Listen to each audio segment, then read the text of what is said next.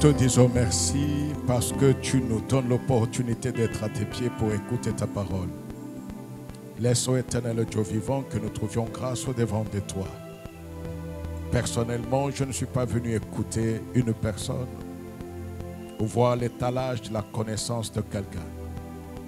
Accepte, Seigneur, que ce temps de parole soit un temps de bénédiction pour moi, pour mon frère, pour ma soeur. Au nom puissant de Jésus. Lève-toi, que ta parole, Seigneur éternel, puisse nous réformer, nous bénir et nous relever, car ta parole est vie. Accepte, Seigneur, que ton Esprit Saint puisse agir dans nos cœurs et dans ces lieux, dans le nom puissant de Jésus. Amen. Amen. Bonjour à tous. Que le Seigneur nous bénisse.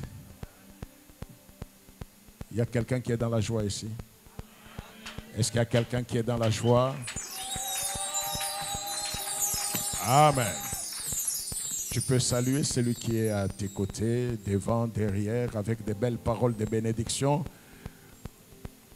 Tu lui dis, mère, bonjour, même le nom, tu peux demander.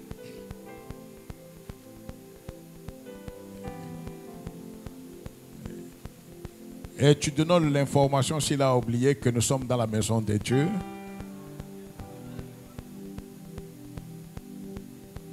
Oui, que le Seigneur nous bénisse. Oui, nous continuons l'enseignement sur la repentance. Nous continuons. Et comme nous disons, nous voulons comprendre certaines choses de façon simple. Le dimanche passé, nous avions précisé que tant que nous serons ici, et si nous faisons deux cultes, le premier culte est un culte avec interprétation. On peut même prêcher en lingala, en chuluba, mais le deuxième culte est essentiellement francophone. Amen. Amen. Est-ce que ça dérange? Ça ne dérange pas? Ok. Amen. Nous étions en train de parler de la repentance et aujourd'hui nous allons parler de la volonté de changer. Dans Luc 15, nous lisons Luc 15, 17 à 20. Amen. Donc je commence à voir qu'il y a beaucoup qui n'écrivent plus. Hein? Amenons nos blocs-notes, hein? Amen. Écrivons. Il y a même l'autre qui me regarde, il fait semblant pourtant les bébés. Ce n'est pas les bébés qui t'ont empêché. Amène des blocs-notes. Hein? Il faut écrire. Amen. Il faut écrire. Les choses du monde ici qui nous amènent à rien, nous écrivons. Nous retenons même. L'exemple de la Bible qui nous est donné, ce sont les chrétiens de Bérée. Eux venaient, ils écoutaient, ils écrivaient. Ils rentraient à la maison pour méditer et voir si cela était ce qu'on a dit et conforme aux Écritures. Amen. Luc 15, 17 à 20, nous lisons au nom de Jésus. Étant rentré en lui-même, il se dit, combien de mercenaires chez mon père ont du pain en abondance? Et moi, ici, je meurs de faim. Je me lèverai, j'irai vers mon père, et je lui dirai, mon père, j'ai péché contre le ciel et contre toi. Je ne suis plus digne d'être appelé ton fils. Traite-moi comme l'un de tes mercenaires. Et il se leva et alla vers son père. Comme il était encore loin, son père le vit et fut ému de compassion. Il courut se jeter à son cou et le baisa. Amen. Je voulais qu'on continue, mais on s'arrête là. Amen. Est-ce que nous pouvons acclamer pour la gloire de Dieu, pour cette parole? Oui, aujourd'hui, nous allons parler de la volonté de changer. Volonté de changer. Et nous prenons pour prétexte l'histoire de ce fils prodigue, de ce fils qui avait quitté la maison, qui est parti. Et à un certain moment, la conscience est revenue. Et il se dit, quoi qu'il m'en coûte, je vais rentrer. Amen. Il peut paraître un peu inapproprié de demander à celui qui a pris la décision de rentrer s'il avait la volonté de changer. D'autres peuvent même dire que c'est naturel. Quand il est rentré, c'est qu'il voulait. Non. Je peux aller quelque part, comme toi peut-être tu es là aujourd'hui. Tu as déjà fait des années dans l'église. Tu es venu vers Jésus, non pas parce qu'il est Seigneur, mais parce qu'il est Sauveur. Je ne sais pas si nous comprenons. Les enfants d'Israël en Égypte, quand ils ont quitté pour partir, il n'y avait pas que les enfants d'Israël, il y avait aussi des Égyptiens qui les ont suivis. Ceux-là n'ont pas suivi parce qu'ils ont reconnu les dieux des Israélites, mais ils ont suivi parce qu'ils ont vu ce que ces dieux-là faisaient. On est ensemble. Quand nous parlons de la repentance, et j'ai dit, j'insiste, la marche avec Dieu, ce n'est pas du scoutisme. Ce n'est pas avoir des versets qu'il faut déclamer, non. Ce n'est pas une attitude à prendre, mais c'est une vie. C'est une vie, ce qui fait qu'il sera difficile, très difficile, qu'aujourd'hui on te voie d'une couleur et demain ou après 2 heures tu changes. C'est difficile, ça t'impacte et ça te change et cela devient remarquable. Rentrons dans l'histoire du fils. Il était dans la maison, il a quitté, il a dépensé tout ce qu'il avait. Il est dans le désarroi, la crise, la déchéance totale. Quand il décide, on dit, étant rentré en lui-même. Quand il rentre en lui-même, il fait l'examen de conscience, c'est-à-dire, il compare ce qu'il était dans la maison du Père et ce qu'il est devenu. Il comprend qu'il a quitté la maison du Père parce qu'il s'était rebellé. N'est-ce pas ça? Il avait refusé de suivre les instructions du Père, de suivre l'éducation du Père. En français facile, il avait refusé de rester sous les ordres du Père. Parce que quand il est dans la maison du Père, il y a des règlements de la maison. Quand il est seul, il y a aussi un mode de vie. Étant rentré en lui-même, il a fait l'examen de conscience. Il a passé toutes ces choses-là en revue. Mais quand il se dit en lui que je me lèverai et j'irai, est-ce qu'il s'est déjà levé? Non, il ne s'est pas encore levé. Après son examen, et il se dit, non, pas il se dit, la Bible dit que il se leva et il partit. Amen. C'est-à-dire qu'il est décidé. Il a pris la décision de changer. Comme au premier culte, j'ai dit ceci. Quand quelqu'un prend la décision ou manifeste la volonté d'aller. J'ai pris en cela l'exemple d'une vie pratique. Tu es chez vous, à la maison. La situation est connue. Tu dois aller chez ton oncle, un parent. Tu connais la rigueur de ces parents-là. Tu sais, peut-être chez vous, tu peux sortir de la maison même à 22 h. Tu pars, tu rentres le matin. Il n'y a aucun problème. OK? Mais tu sais que chez l'autre là, au plus tard à 19 h, personne ne sort de la maison. Tu le sais. Peut-être que là-bas, tu ne peux pas porter certaines tenues. Tu connais toutes ces choses-là. Mais tu dois quitter pour y aller peut-être en vacances. On demande, est-ce que tu veux y aller? Tu dis oui. La volonté d'y aller ne suffit pas. Amen. Quand tu dis oui, tu veux aller, tu connais ce qui t'attend là-bas. Avant d'aller, à part la volonté d'aller, il te faudra une autre volonté. C'est la volonté d'accepter les conditions de cette maison-là. Dès le moment que tu as accepté, ça va créer en toi la force de soumission. Une force qui va faire en sorte que tu te soumettes et tu te sentes à l'aise dans ces conditions-là.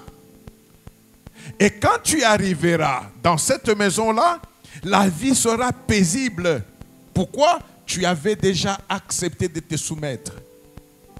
On est ensemble. Le deuxième cas, c'est que tu as accepté, mais tu ne veux pas. Tu as résolu en toi, dit non, non, ce sont des foutaises. Moi, je ne peux pas. Je ne me soumettrai pas. On verra. Ils vont changer. Est-ce que ça ne peut pas arriver comme ça? Très souvent. Mais tu veux y aller. Ce n'est pas parce que tu veux y aller que tu as accepté de te soumettre aux conditions de ces lieux-là. Dans le Seigneur aussi, c'est la même chose. Tu as accepté. Il y a toujours un décalage entre le moment où tu es touché par la parole de Dieu. Combien de gens ont déjà pris des décisions? Je reconnais Jésus-Christ comme Seigneur et Sauveur. Mais demain, tu sens qu'il est en train de traîner les pieds. Pourquoi? La chaleur du témoignage a disparu. Amen. La chaleur du témoignage a disparu. Pourquoi? Parce que dans ces seigneurs-là, il y a deux pôles. Quand nous avons parcouru l'histoire des grands hommes de la Bible, c'est très difficile que tu vois quelqu'un qui appelle Dieu, qui appelle le Seigneur, il lui dit « mon Sauveur ». Il commence toujours par « mon Dieu est, mon Seigneur est ». Amen. Reconnaître qu'il est Seigneur, c'est-à-dire que tu as accepté aussi de te mettre sous sa direction. Quelles que soient les conditions qu'il posera, tu acceptes. Amen. C'est lui qui passe par la repentance, qui change de position. C'est quelqu'un qui s'est arrêté et qui a regardé sa vie. Il se connaît très bien, il connaît sa famille, il connaît son environnement. Et quand il prend la décision de quitter cette vie-là pour rentrer dans la maison du Père, c'est un déchirement. Ça casse, ça fait mal. Très mal. Tu dois abandonner ce à quoi tu as cru pendant des années pour commencer une nouvelle marche. Au premier culte, j'ai illustré cela en disant, tu vas abandonner le moi que tu connais, ton moi que tu connais, pour aller vers un moi qui doit être défini. Tu ne connais pas ce que tu vas devenir après. C'est une aventure. Les gens peuvent même te dire, et si ça ne marchait pas? J'ai parlé de l'exemple d'Abraham. Tu quittes ta patrie, tu quittes la maison de ton père. Tu quittes l'environnement que tu maîtrises. Tu vas où? Vers un environnement que tu ne connais pas. Vers une vie qu'on va définir. J'accepte Jésus aujourd'hui. Ok, je connais ce que j'ai été. Je connais ce que ma famille est. Je ne connais pas ce que je serai demain. Qui connaît ce que je serai demain? C'est lui. C'est lui. Amen. Est-ce qu'on est ensemble? J'accepte d'y aller, quels que soient les... Même si en cela, je peux perdre tous mes privilèges physiques visibles. L'homme s'attache à son ego. L'homme s'attache à son habitude. L'homme n'aime jamais ce qui est nouveau, naturellement. Amen. Quand l'homme est attaché à quelque chose, il pense que c'est cela qui est bien. Non. Par la repentance, nous prenons la vie que nous avions, nous tournons le dos à la vie que nous avions pour commencer une nouvelle vie. Pour commencer une autre marche. Mais ce qui fait la gloire de Dieu, ce qui nous donne, qui donne le piment ou le piquant à cette nouvelle vie, c'est que nous ne savons pas, nous n'avons pas à prendre des décisions. La décision appartient à Dieu. Ce qui fait que je ne peux plus faire ce que je faisais avant. On me met dans un sac, dans une boîte, dans une chambre, dans quelque chose que je ne contrôle pas. J'accepte d'être contrôlé. L'enfant, quand il quitte, il va chez son père. Il est prêt à tout. Même si papa va me dire, tu vas commencer à dormir sous la véranda, j'accepterai avec joie. Mon problème, c'est être sous sa direction. Je ne sais pas si on comprend. Pourquoi? Parce que quand il est rentré en lui-même, il a compris que c'est lui qui pouvait le mener au bonheur. C'est le Père. Pas lui-même. De la même façon, quand j'accepte le Seigneur Jésus comme Seigneur et Sauveur, je sais, je crois, je suis convaincu que lui peut me mener au bonheur. Un jour, j'ai dit ceci. Dans la vie, tu as étudié, tu fais quelque chose. On dit toujours que si tu veux réussir, fais en sorte que tu t'attaches à ceux qui ont réussi ou que tu t'attaches ou cherche les conseils de ceux qui ont réussi parce qu'ils ont un témoignage. Mais j'ai toujours dit que même cela ne passe pas. Tous ceux qui ont réussi sont partis. Tous ceux qui réussissent aujourd'hui partiront. C'est-à-dire, l'homme est passager et sa vie est éphémère. Souvent, je vous montre ce qui fait que le présent, s'il y a un temps qui est très court et très passager, c'est le présent. Vous l'avez déjà remarqué aussi? Je suis en train de parler, n'est-ce pas? Pendant que je suis en train de parler, c'est ça le présent. Mais quel est le véritable présent? Parce que quand j'ai dit je suis en train de parler, il y a quelques secondes qui se sont déjà passées, c'est déjà le passé. Ce n'est plus le présent. Depuis le temps que j'ai quitté pour me mettre ici devant, vous allez dire que c'est le présent parce que je suis encore là, mais c'est déjà le passé. Parce qu'il y a quelques minutes qui se sont passées. S'il y a un temps qu'on ne peut pas saisir, c'est le présent. Le temps qui reste, c'est le passé. Et le temps à préparer, c'est l'avenir. Le passé, tu ne peux plus le changer. L'avenir où il y a ton bonheur ne t'appartient pas, il appartient à Dieu. Oh, est-ce qu'on est ensemble? L'avenir là, où il y a ton bonheur, ta bénédiction, l'avenir porte l'espoir parce que le passé est déjà passé, tu ne peux pas changer. Mais l'avenir qui porte l'espoir, tu ne peux pas le contrôler parce que tu ne le connais pas. Et l'avenir appartient à Dieu. C'est ce qui fait que quand tu te tournes pour te mettre entre les mains de Dieu, c'est pour que cet avenir-là qui est contrôlé par lui te soit profitable.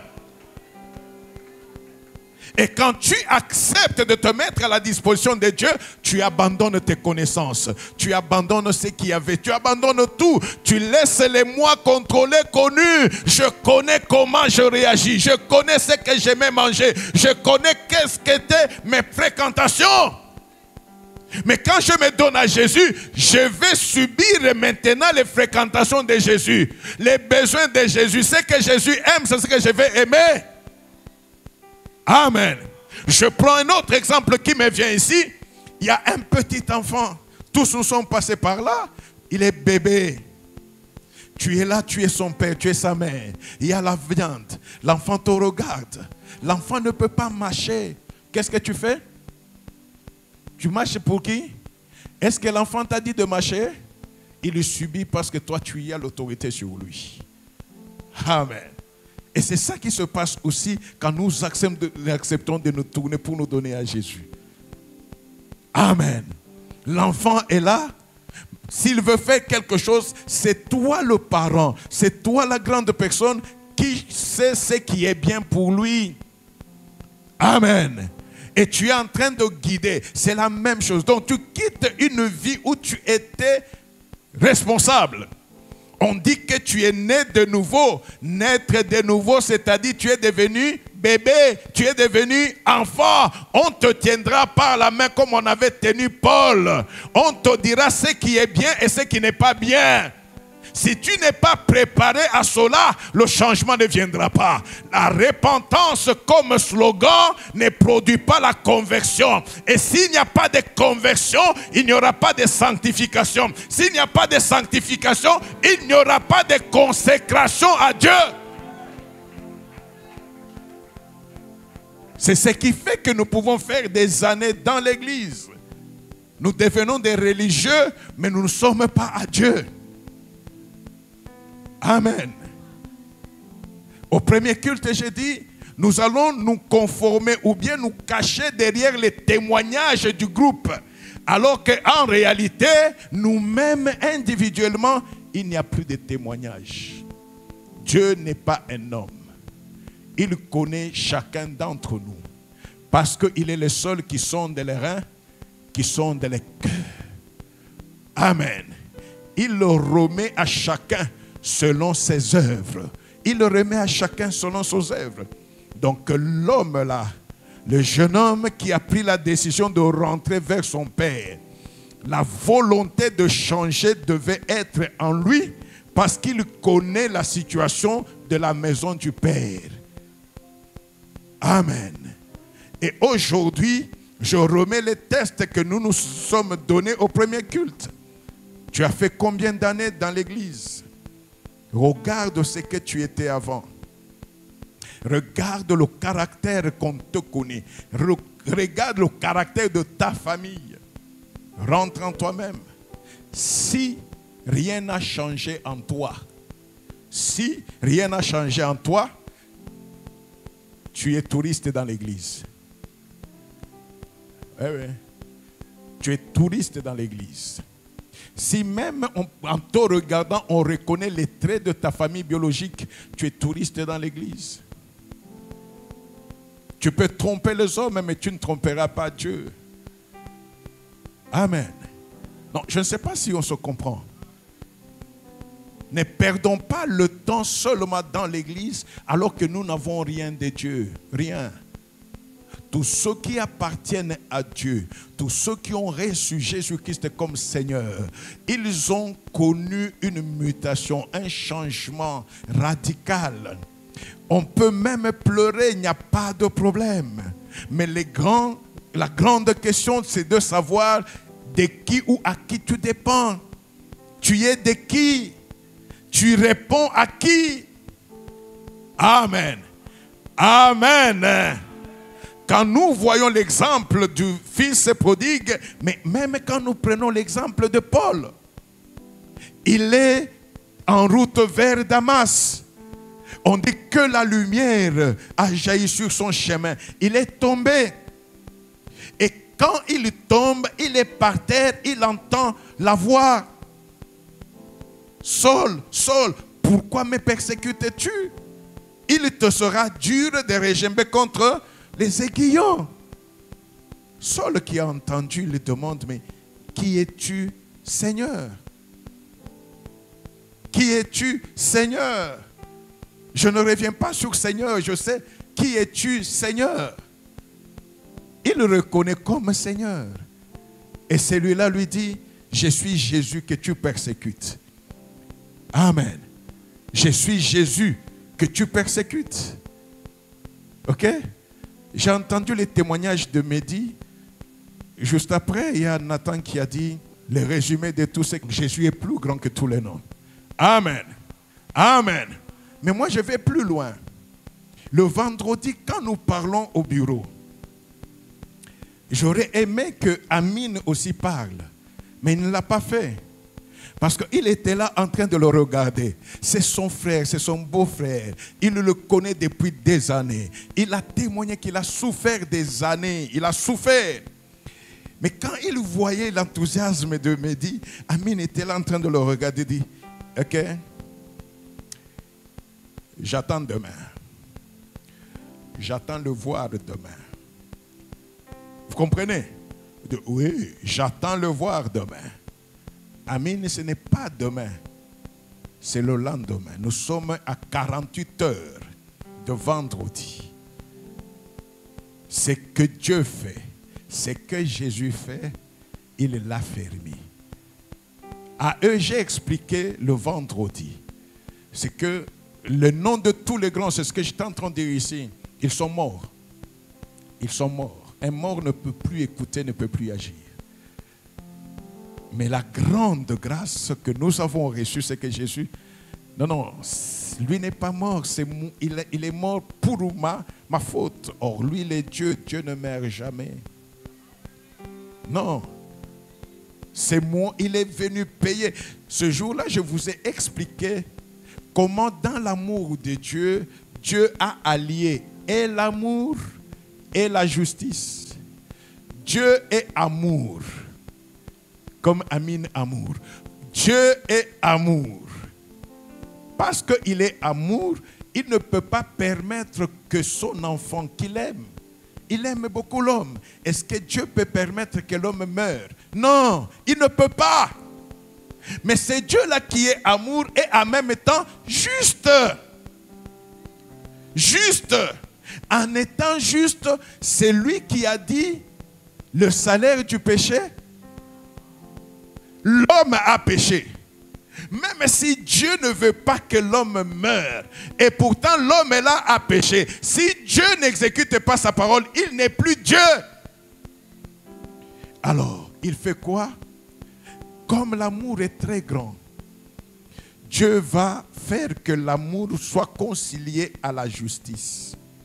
Et pour que l'amour soit concilié à la justice, il faut que l'homme meure.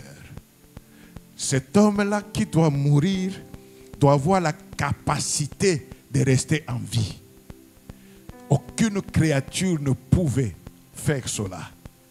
Et c'est pourquoi quand il crée l'homme, il dit, faisons l'homme à notre image et à notre...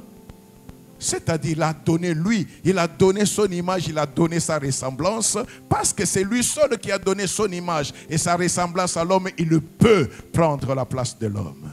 Et c'est pourquoi il est venu, né d'une femme, et il a été appelé fils de l'homme.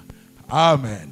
Parce qu'il a partagé l'humanité. Il est né d'une femme, même s'il n'a pas été conçu comme tout homme. Mais il est né d'une femme. Amen. Amen. Et étant fils de l'homme, le péché est entré par combien d'hommes? Par la désobéissance d'un seul.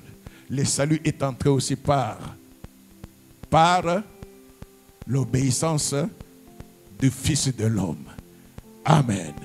Et quand Christ est là, il est notre substitut parce que nous sommes en lui. C'est ce qui fait que quiconque croit en lui, il le ramène sur lui les bénéfices de la croix de Golgotha. Tout ce que lui a fait là devient pour moi, devient pour... Français simple. Ok. J'ai une dette envers A. Amen. Et pour cette dette-là, on dit non, s'il ne paye pas, on le tue. Maman Déborah vient. Elle dit non. Moi, je prends sa place. Tu signes vraiment que tu prends sa place? Oui. Je vais payer sa dette. Elle signe. Quelle est la conséquence? La conséquence, c'est que dans cette relation-là, moi, je suis libéré. L'obligation repose maintenant sur maman Déborah. Jusqu'à ce qu'elle agisse. Je ne sais pas si vous comprenez.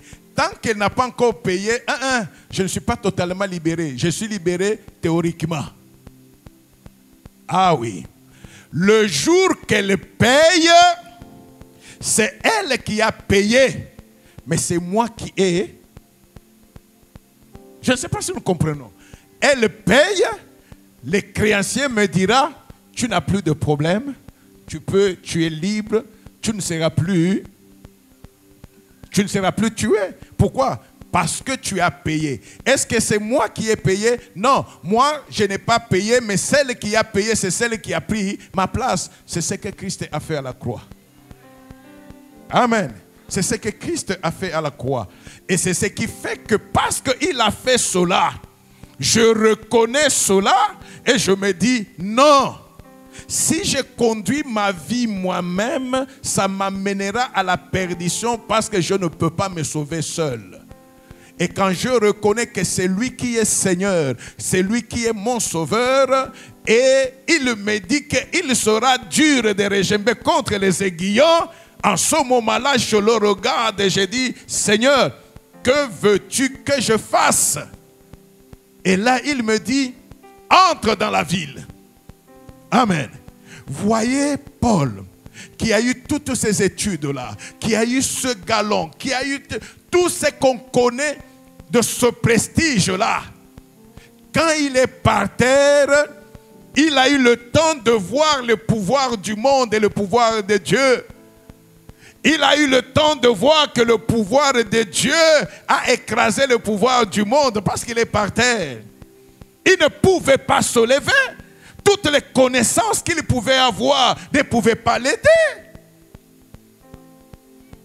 Et le Seigneur a même fait que ses yeux ne voyaient plus. Pourquoi il ne devait pas voir? Parce que s'il le voyait, les gens qui l'entouraient, ça allait être un handicap.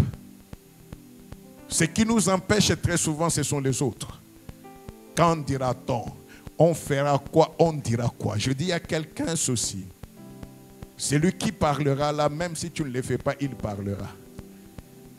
Mais celui-là qui parle toujours, qui peut toujours parler, il ne connaît ni d'où tu viens. Il ne connaît même pas où tu vas. Il ne connaît pas les ficelles de ta vie. Celui qui maîtrise ta vie, c'est Dieu.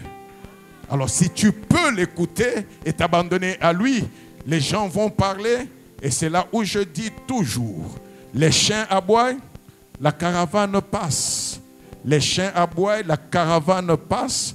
Les chiens, même très méchants, même très méchants, ne passera jamais devant la caravane. Il se met toujours à côté de la caravane pour aboyer.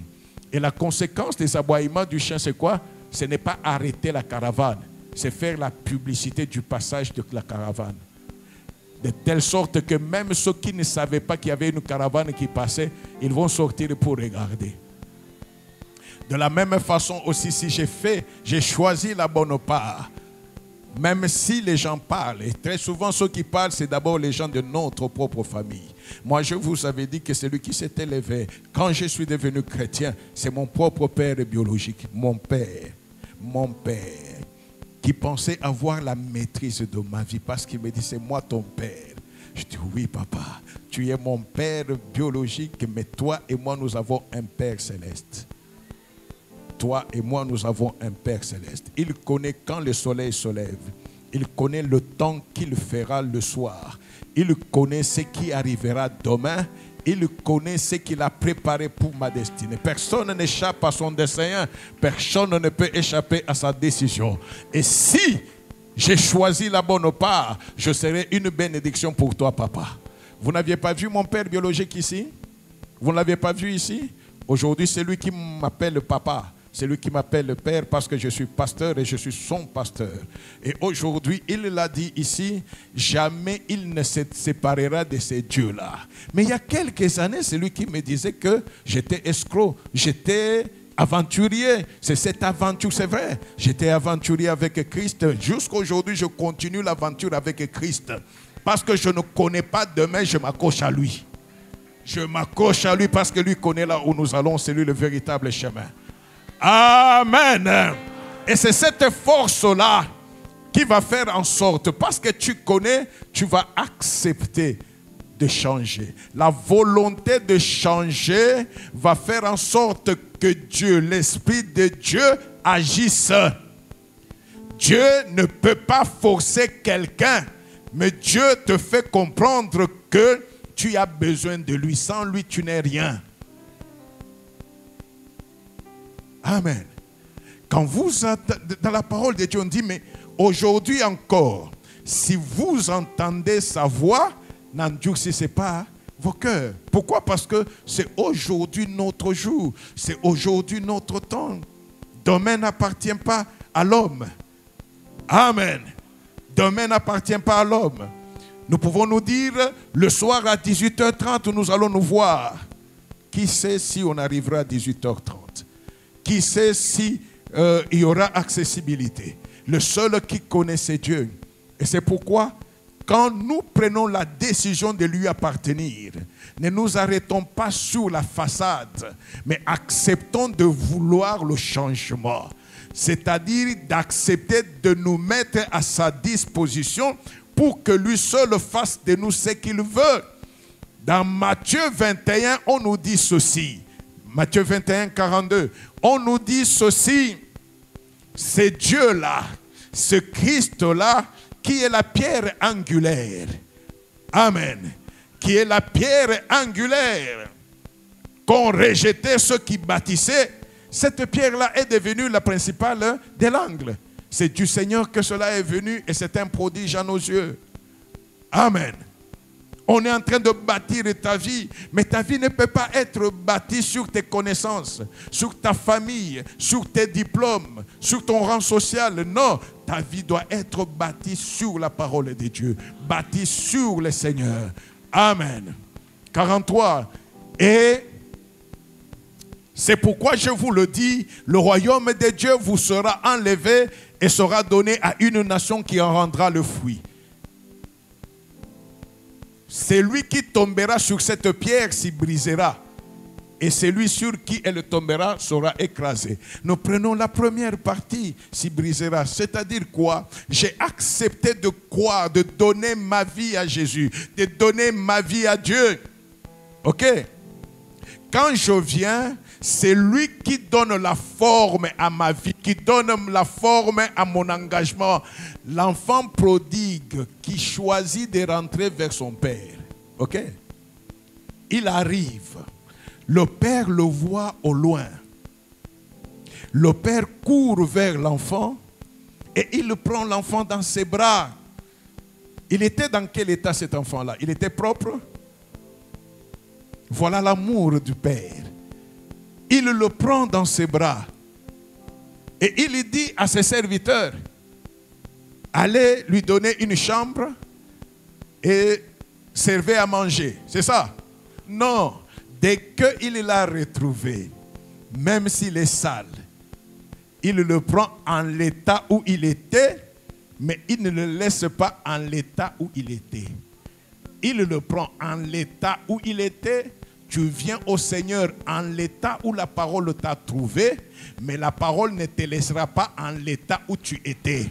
C'est impossible. Impossible. Quelle est l'étape qui a suivi? Il donne l'ordre, l'enfant devait se laver, l'enfant devait avoir de nouveaux habits, l'enfant devait avoir un signe distinctif de la famille, un anneau. Et l'enfant devait avoir de nouveaux souliers pour témoigner. Amen. Pour témoigner. C'est-à-dire, entre le temps où il a quitté, là où il était, que j'avais appelé Kafonkumba, et le temps qu'il est arrivé dans la maison, il s'est posé sur Jésus. Et Jésus a fait quoi? L'a brisé. C'est-à-dire, a enlevé ce qu'il ne pouvait pas faire qu'il vive dans la maison. Le brisement, c'est pour enlever ce qui n'est pas compatible avec la parole de Dieu. C'est enlever ce qui n'est pas compatible avec le chemin que tu peux suivre. Je donne encore un autre exemple facile. Quand tu arrives, Jésus-Christ est le chemin, n'est-ce pas? Qui connaît la grandeur ou l'artère, la dimension de l'artère qu'est le chemin de Jésus? Ce chemin-là n'est pas rectiligne, n'a pas la même forme. Quand tu arrives, supposons que j'ai cette taille, cette dimension. Le chemin est de cette étroitesse. Je dois passer par là. Qu'est-ce que le Seigneur va faire? Il va enlever de moi le surplus pour que je reste à la taille et que je passe. Ça peut faire mal. Ce qu'il va enlever là, c'est peut-être l'égoïsme, c'est l'orgueil, c'est tout ce qui ne cadre pas, il te taille. Ce n'est pas facile de laisser ce à quoi on était habitué. Amen. Il y a des gens ici, s'ils sont sincères, ils peuvent lever même la main. Le jour qu'il a décidé que je ne veux plus injurier, la première journée était une prison. On fait quelque chose, tu regardes, ça veut sortir, tu bloques.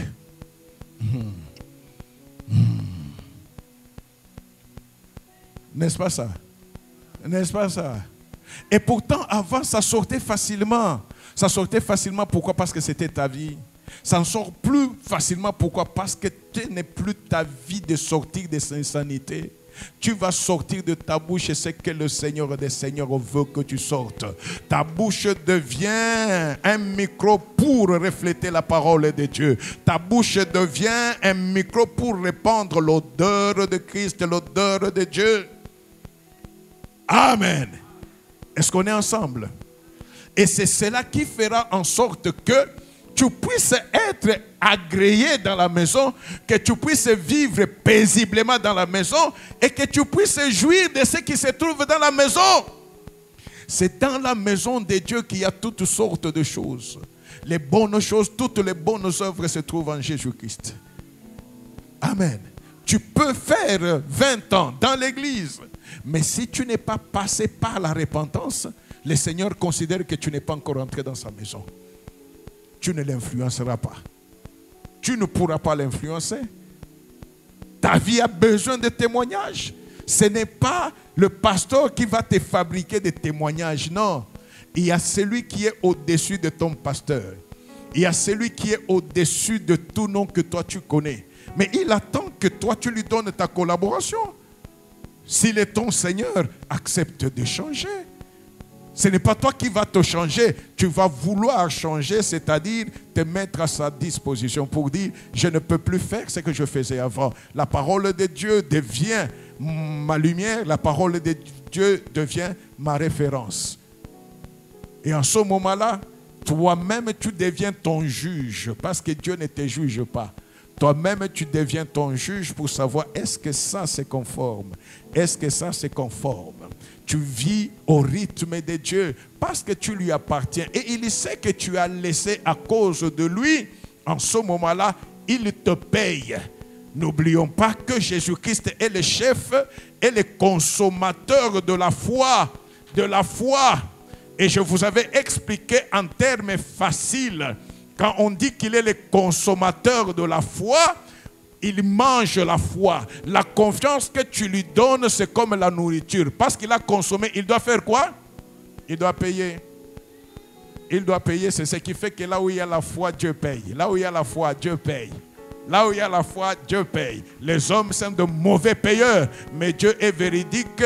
Quand il y a la foi, il paye toujours. Il consomme, il paye. Ce n'est pas un homme qui peut voir. Après avoir consommé, on lui amène la solution, la sommation, ou on lui amène la facture. Il dit non, non, non, non, je viendrai demain. Non, non, mon Dieu paye toujours. Et il paye la foi. Il paye la foi, c'est ça l'aventure. Si on n'a pas parlé sur toi, comment est-ce que Dieu va payer? Et très souvent, il fait en sorte qu'on parle pour que les autres, parmi ceux qui ont parlé, il y aura ceux qui vont suivre. Amen. Amen. Je vous donne un simple exemple. Vous prenez les apôtres. Ok? Pierre n'a pas étudié. C'était un pécheur. Mais il prend Pierre. Il le laisse à Jérusalem. Alors qu'il n'a pas la maîtrise de la loi. C'est lui qui avait la maîtrise de la loi. C'était qui? Paul. Mais au lieu de prendre Paul pour le mettre, l'apôtre qui va garder le temple à Jérusalem, il l'envoie où? Vers les nations, vers nous. Il l'envoie vers nous. Tout ce que Paul a étudié, tout ce qu'il avait devenait inopérant. Parce que ça ne pouvait plus. Et toi, tu as la loi juive. Mais on t'envoie chez les Grecs, chez les Romains, chez les Congolais. Tu vas leur parler de la loi juive? Non. C'est juste pour faire que ce que tu avais puisse s'arrêter et que tu puisses te mettre à la disposition de Dieu afin qu'il te montre ce que tu dois faire. Ce qui te permet d'accéder à cela, c'est cette acceptation, la volonté de changer. La volonté de changer, c'est pour te sortir de ton moi. Beaucoup sont prisonniers de leur moi, alors que le moi tue. Quand tu es dans le moi, tu dis, moi je suis. Or, la Bible me dit que le seul qui dit je suis, c'est Dieu. Il dit ceci, avant que Abraham ne fût, moi je suis. Avant que Abraham ne fût, moi je suis. Il dit à Moïse, va leur dire, celui qui s'appelle je suis. Alléluia. Celui qui s'appelle je suis m'a envoyé vers vous. Mais quand toi tu restes dans ton moi, tu es quel je suis, parce que je suis est vide et je suis est impuissant quand il est prononcé par un homme. Pourquoi? Parce que je suis, c'est l'attribut de celui qui a tout créé. Amen. Alléluia. Alléluia. Je ne sais pas si vous comprenez ces choses-là. La volonté de changer permet à ce que Dieu opère en toi pour que tu deviennes qualifié pour recevoir les frais généraux. Hein? Dieu donne les frais généraux. Mais il ne donne les frais généraux qu'à ceux qui ont accepté de lui appartenir. Ceux qui ont accepté d'appartenir à Dieu se posent sur Jésus. Ceux qui se sont posés sur Jésus sont brisés. Brisés. Il y a deux fois pour ceux qui ont marché avec Dieu, tu t'arrêtes, tu ne te reconnais même plus. Tu dis, moi vraiment. Oui, oui, le mois là est passé, le mois que tu es devenu aujourd'hui, c'est un mois de gloire. Le mois de gloire. Quand tu deviens faible pour Dieu, tu deviens faible pour lui, il fait en sorte que les gens voient ta faiblesse apparente. Or, dans ta faiblesse apparente, Dieu déploie la puissance terrible afin qu'ils se disent, mais avec tout ce qu'il est, il ne pouvait pas arriver à ceci. C'est de là que nous tirons les témoignages. Amen. Alléluia. Alléluia. La volonté de changer doit être libérée par l'homme. Aujourd'hui encore, Dieu insiste. Pourquoi nous l'appellerons toujours Seigneur, Seigneur, mais nous ne faisons pas ce qu'il a dit? Et j'ai dit au premier culte que la force qui transforme vient de l'intérieur. La force qui détruit vient de l'extérieur. La force qui transforme vient de... Et la force qui détruit vient de... Prenez un œuf. La vie est dans l'œuf. La vie est dans l'œuf. Et la force pour transformer la nature de l'œuf et faire que la vie puisse éclore, c'est dedans, pas à l'extérieur. Quand tous les éléments seront réunis, la coquille va éclater. Oh, la coquille va... et le poussin va sortir. Mais si toi tu regardes, tu te dis, ça doit faire, si c'est 21 jours, ok, le 21e jour, ce n'est pas encore ouvert. Toi tu ouvres, tu as donné la vie, c'est une force extérieure. Parce que c'est une force extérieure, tu as tué, tu n'as pas donné de vie. C'est ce qui fait aussi que pour ta transformation, Dieu vient habiter en toi. C'est dès l'intérieur qu'il veut que tu puisses imploser. C'est dès l'intérieur. Amen. Quand tu as la volonté, tu supportes.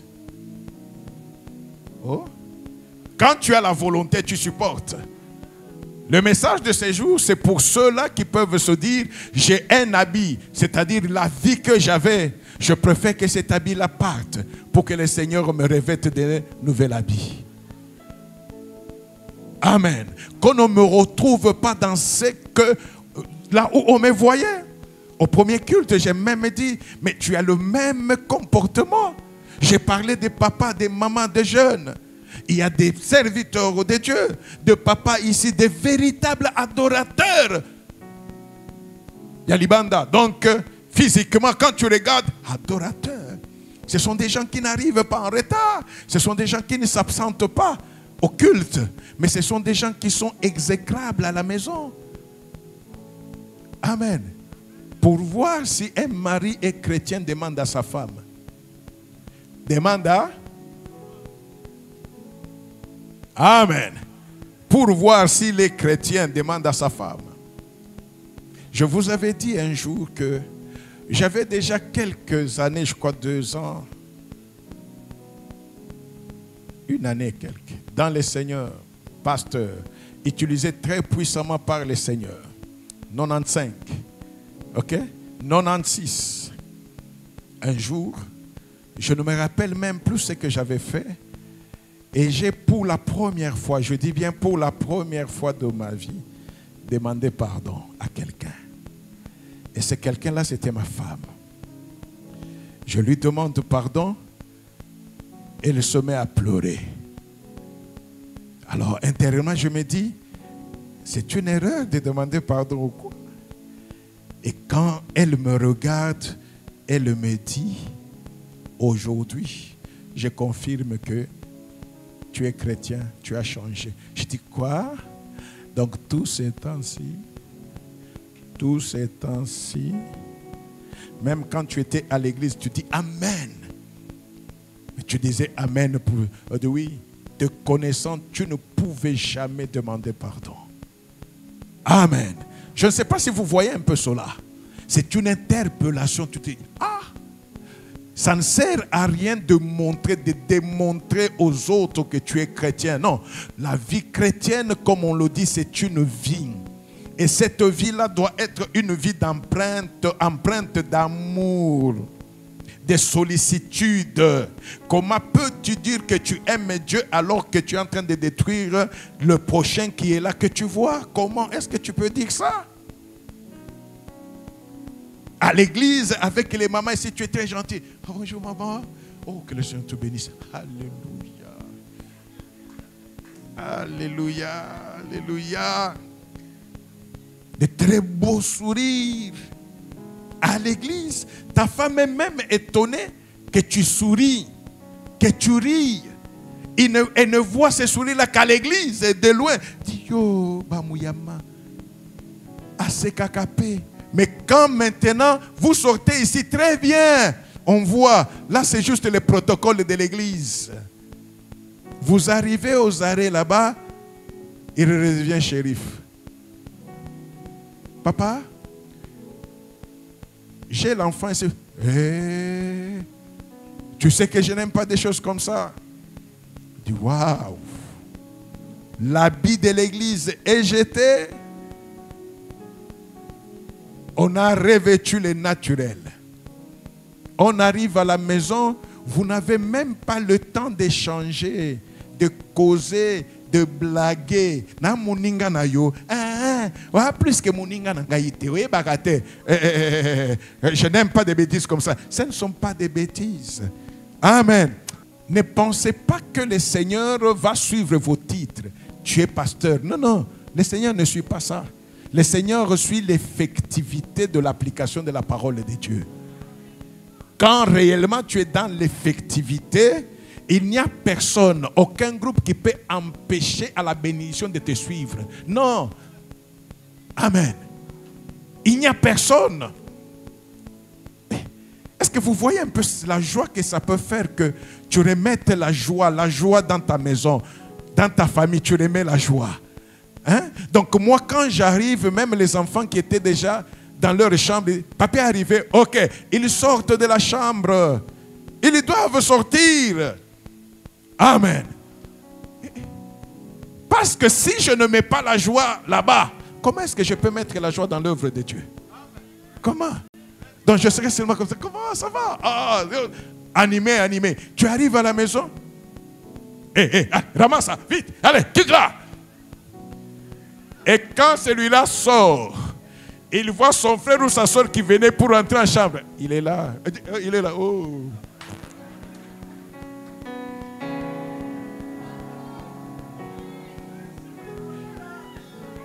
Et quand vous venez à l'église, tu es là en train de prêcher ou d'exhorter, de modérer. Tes enfants sont à côté, soit à deux ou soit avec leur mère. Tu dis non, Dieu laisse. Ils se regardent. Encore les mamans, après, Amen. Toi, tu as entendu et ça t'énerve. Parce que tu sais que ce qu'elle a dit là, c'est pour te dire, tu ne fais pas ça, menteur, escroc, aventurier. Même si on termine, on fait la réunion. Tu n'es pas dans la réunion. Ton problème, tu es en train même de secouer, de bouger les pieds. Tu bouges les pieds. Aujourd'hui, elle va me sentir. Aujourd'hui, elle va me sentir. Aujourd'hui. Et quand tu arrives, la pluie tombe. Non. Acceptons de changer. Ne perdons pas notre temps de dire grâce, grâce, alors que la grâce ne nous donne rien. Si tu ne peux pas donner la paix à l'autre, comment est-ce que le Seigneur va marcher avec toi? La volonté de changer, c'est cela qui fait en sorte que nous puissions faire le pas vers la conversion. L'acceptation de changement crée la force de changement. Et la force de changement est emportée par le Saint-Esprit qui fait en sorte qu'il puisse t'amener là où toi, tu ne pouvais pas. Les décisions que tu as prises, mais c'est le Saint-Esprit qui rendra ces décisions-là effectives. En ce moment-là, même tes parents, même tes amis te regardent. Ils ne comprennent pas ce que tu es devenu. Ce que tu es devenu, c'est la volonté de Dieu. Ce que tu es devenu, c'est l'action de Dieu. Et parce que c'est son action, il va payer. Il va payer en quoi? Et il va payer en ce que si je vis maintenant, ce n'est plus moi qui vis, mais c'est Christ qui vit en moi. Oh. La crise peut venir, mais toi tu es dans RDC, mais tu n'es pas de la RDC. Tu es du royaume de Dieu. S'il y a crise dans le royaume, tu seras dans la crise. Or, dans le royaume de ton Dieu, il n'y aura jamais crise. C'est ce qui fera que, quelle que soit la situation qui se passera, tu seras l'exception. Et ceux qui vivent l'exception, c'est ceux qui ont accepté. Accepté de laisser leur moi derrière. Accepté de laisser leur nature derrière pour se fondre dans la nature de la parole de Dieu et de dire, Seigneur, mais voici, fais de moi ce que tu voudras. Fais de moi ce que tu voudras. Fais de moi ce que tu voudras, car je suis disponible. Laisse que toi seul tu m'amènes là où tu veux et que je sois un témoignage de ton amour et de ta vie. Au nom de Jésus, nous disons Amen.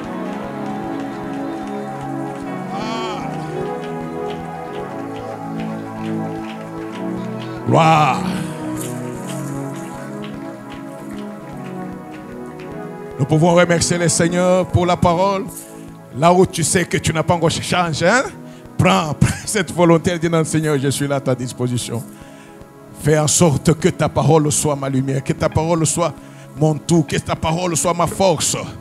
Il y a des grandes choses dans le Seigneur, qu'on ne vous trompe pas. C'est quand tu acceptes de devenir idiot, insensé, que le Seigneur fera de toi un homme sensé. Non pas selon le monde, mais selon lui. Et en ce moment-là, les dividendes seront grands. Nous remercions le Seigneur pour la parole.